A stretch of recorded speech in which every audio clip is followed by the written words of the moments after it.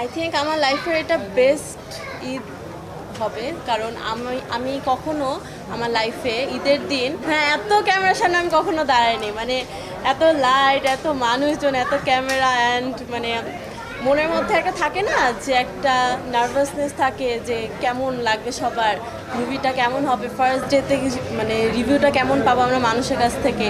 তো মানে একটা ভয় আছে, একটা আনন্দ আছে, তো সব কিছু মিলেই আমার মানে এই ঈদটা আমার লাইফের বেস্ট ঈদ। এটা আমার কাছে মনে হয় যে সাংবাদিকদের ক্যামেরা একটু বেশি আমাকে নার্ভাস করছে, কারণ আমি ক্যামেরার সামনে মানে আমি শুটিংয়ের ক্যামেরার সামনে আমি অনেক ফ্রি হয়ে যাই।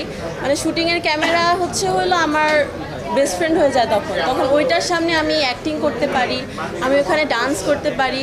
তো তখন আমার ওই জায়গা থেকে মানে আমার একটা কমফোর্ট জোন তৈরি হয়ে যায়। কিন্তু মানে এখানে তো মানে বাংলাদেশের লাখ লাখ জনগণ আমাকে দেখছে এখন, তো ওই দিক থেকে একটু নার্ভাস ফিল করছি, বাট সমস্যা নাই। স্যান্ডেলিনা সো, রূপচর্চায় আভিজাত্য। আমি এখন যেটা মানে আপনাদের কাছে চাচ্ছি সেটা হলো আপনারা অবশ্যই আপনাদের পরিবার সহ সিনেমাটি দেখবেন মাসুদ রানা, এবং জানাতে ভুলবেন না যে আপনাদের কেমন লেগেছে এই সিনেমাটি। এবং অবশ্যই আমাদের এই সিনেমার জন্য দোয়া করবেন, আমাদের জন্য দোয়া করবেন, যাতে আমরা ইন ফিউচার অনেক ভালো কিছু করতে পারি এবং আপনাদের কাছে অনেক ভালো ভালো সিনেমা নিয়ে আসতে পারি। আমার এখনো দেখা হয় নাই, কিন্তু আমি দেখব। আমি সবার সাথে আমাদের জ্যাজ মাল্টিমিডিয়ার পুরো টিম নিয়ে আমরা এই সিনেমাটি দেখব।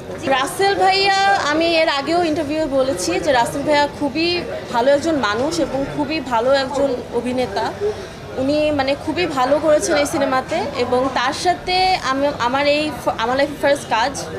তো আমি রাসেল ভাইয়ার আমার এখানে নায়ক হতে পেরেছে আমার সাথে, তো এটা নিয়ে আমি খুবই মানে আনন্দিত। এবং একটা থাকে না যে একটা অনেক মানে আমার সব বেস্ট সুযোগটা আসলে আমি যেভাবে পেয়েছিলাম, মানে আমাকে জ্যাজ মাল্টিমিডিয়ার থেকে আমাকে কল করা হয়েছিল যে এরকম একটা সিনেমার জন্য, তো এরকম একটা মানে কাজ আছে, তো তুমি একদিন আসো, তুমি অডিশন দাও, যদি ভালো হয় তো হয়ে গেল তোমার। তো আচ্ছা ঠিক আছে, আমি গেলাম অফিসে, আজিজ ভাইয়ের সাথে আমার দেখা হলো, পরিচয় হলো আমার। তারপর আমি অডিশন দিলাম। অডিশন দেওয়ার পর আমাকে মানে সবাই দেখলো, তারা ভিতর আলাপ আলোচনাও করলো, তাই না? তারা মিটিং করলো আমাকে নিয়ে যে ও কেমন হবে, ও কি জ্যাজ মাল্টিমিডিয়ার নায়িকা হতে পারবে কিনা, বা ও ইন ফিউচারে কি আমাদের জ্যাজ মাল্টিমিডিয়ার জন্য ভালো হবে কিনা। তো সবাই এরকম মিটিং করার পরেই কিন্তু মানে আমিও কিন্তু একটা মানে অডিশন দিয়ে, বা একটা থাকে না যে যেমন রাসেল ভাইয়া এসেছে, আমিও কিন্তু সেভাবেই এসেছি। তো এমন না যে কেউ আমাকে দেখেছে আর আমাকে ঠাস করে নিয়ে আসছে এখানে যে হ্যাঁ ঠিক আছে তুমি নায়িকা হয়ে যাও। আসলে যে কজন নায়িকা আসে, মাহি প্রায় 500 মেয়ের সাথে কম্পিটিশন করে আসে, যদিও সে থার্ড হয়েছিল, ফার্স্ট সেকেন্ড ওটা গল্প আলাদা, অনেকবার বলছি ফার্স্ট সেকেন্ড কী হয়েছে। তারপর ফারিয়া সকাল দিনে রাত পর্যন্ত অডিশন দিছে, পূজা সকাল দিনে বিকাল পর্যন্ত অডিশন দিছে, অডিশন দেওয়ার পরে তারপর আসছে।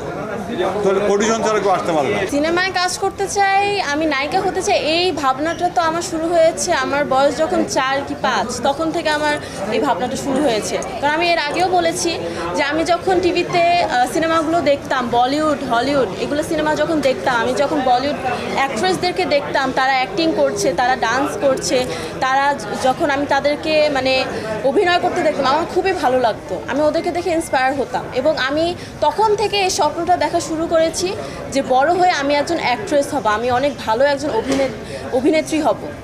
তো এই আল্লাহ এখন মিলিয়ে দিল আমাকে জ্যাজ মাল্টিমিডিয়ার সাথে। আর আমি আরেকটা কথা বলতে চাই, জ্যাজ মাল্টিমিডিয়ার নায়িকা হওয়া এত ইজিও না, কারণ জ্যাজ মাল্টিমিডিয়ার নায়িকা হতে হলে কিন্তু অনেক যোগ্যতা থাকতে হয়, অনেক দক্ষতাও থাকতে হয়, এবং অনেক ট্যালেন্টের প্রয়োজন।